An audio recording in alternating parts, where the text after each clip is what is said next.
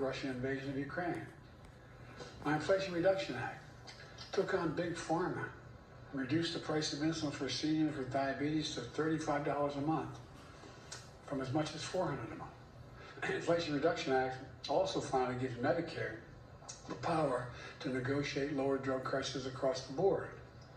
As of this month, out-of-pocket prescription drug costs, that's already passed, will be capped at $2,000 per year, no matter how expensive the drugs are. Even those expensive cancer drugs that cost $10,000, $12,000, $14,000 a year, no senior will have to pay more than $2,000 a year.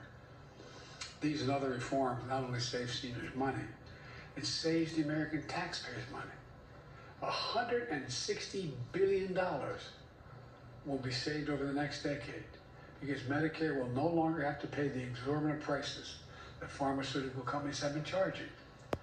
And with our historic backing of unions, public support for unions is the highest it's been in more than half a century.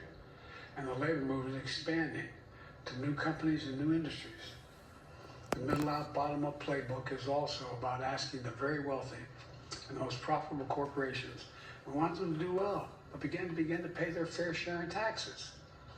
My predecessor's tax cut, last time he was here, not only increased the federal debt by $2 trillion, it overwhelmingly benefited the biggest corporations, delivering tax cuts to the top 1%, worth more than 50 times the middle-class families receive.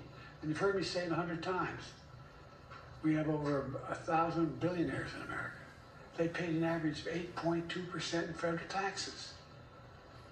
Look, folks, my approach is leading to better results for everyone. I kept my commitment that no one earning less than $400,000 a year would pay a single penny more in federal taxes.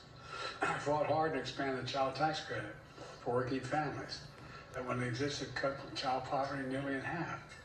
I expanded tax credits to make health insurance more affordable for millions of Americans enrolled in the Affordable Care Act.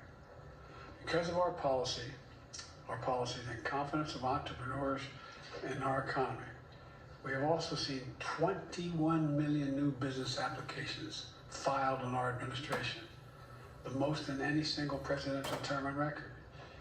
And it's important because every single one of those applications for small business is an act of hope, believing in the country. There's so much more from our playbook, but the bottom line is we've come a long way from the crisis we've inherited. Let me close where I started. With this morning's jobs report, more than 250,000 jobs in December. In 4 years, the economy created 16.6 million new jobs, the most in any single presidential term. We've created jobs every single month I was in office. During my presidency, we saw the lowest average unemployment rate of any administration in the last 50 years.